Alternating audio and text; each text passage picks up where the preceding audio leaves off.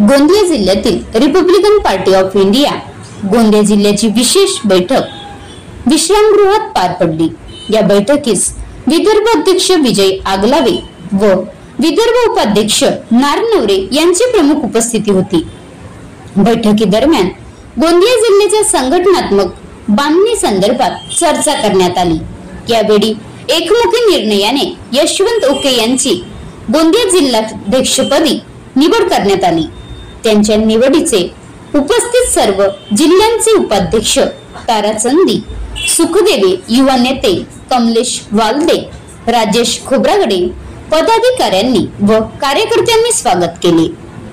या बैठकीला जिल्ह्यातील सर्व तालुक्यांमधून आलेले कार्यकर्ते व पदाधिकारी मोठ्या संख्येने उपस्थित होते। पक्ष संघटनेच्या बळकटीसाठी आगामी काळात अधिक सक्रिय काम करण्याचा निर्धार यावेळी सर्वांनी व्यक्त केला। Maharashtra live news reporter Sachin Bansod, Vidarbha प्रतिनिधी गोंदिया। आरपीआय आठवे गटाची बैठक आज याकरता घेण्यात आली की येणाऱ्या 2-3 महिन्यामध्ये नगर परिषदेच्या निवडणूक आणि जिल्हा परिषद पंचायत समिती निवडणूक लागणार आहेत। आम्हाला संघटन मजबूत करायच्या बरोबरच जिल्हा स्तरावरती कोणता निर्णय घ्यायचा या संदर्भामध्ये चर्चा करण्याकरता आजची बैठक आयोजित केली होती। त्यामध्ये संघटन मजबूत करत असताना तालुका स्तरावरच्या बांधण्या, सदस्य नोंदणी, महामंडळ मिळण्याच्या संदर्भातली चर्चा झाली। प्रामुख्याने महत्त्वाची चर्चा येणाऱ्या आगामी निवडणुका ज्या आहेत त्या निवडणुकीमध्ये कोणती भूमिका घ्यायची या संदर्भात चर्चा झालेली आहे। जमेतोपर्यंत NDAच्या युतीसोबत मिळून आपण निवडणूक लढवायची। जर आम्हाला समाधानकारक जर जागा मिळाल्या नाही आणि आम्हाला त्यांच्याकडनं निवडून येण्याच्या आश्वासन मिळालं नाही तर आम्ही वेगळी निवडणूक गोंदिया जिल्ह्यातून लढवू। जिल्हाध्यक्ष म्हणून आम्ही उके साहेबांना नियुक्त केले, यशवंत उके यांना नियुक्त केलेलं आहे।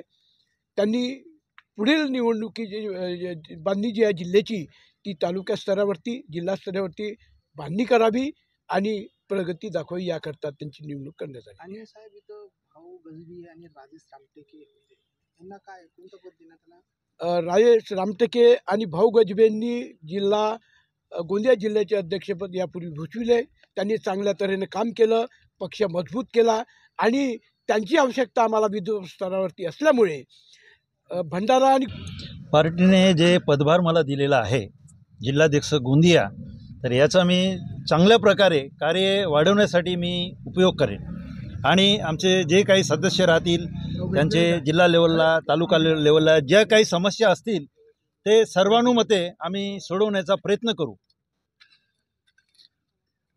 आता गाडीवर मोबाईल नंबर नाही तर इमर्जन्सी QR कोड वापरा, जे तुम्हाला अडचणीच्या वेळी साथ देईल। बनवा व्हिडिओ, पाठवा व्हिडिओ, आम्ही तुमच्या न्याय व हक्कासाठी लढा देऊ। ताज्या बातम्या व घडामोडींसाठी पाहत राहा फक्त महाराष्ट्र लाईव्ह न्यूज। आजच आमच्या चॅनलला सबस्क्राईब करा, शेअर करा, कमेंट करा आणि हो, बेल आयकॉन दाबायला विसरू नका। जय महाराष्ट्र।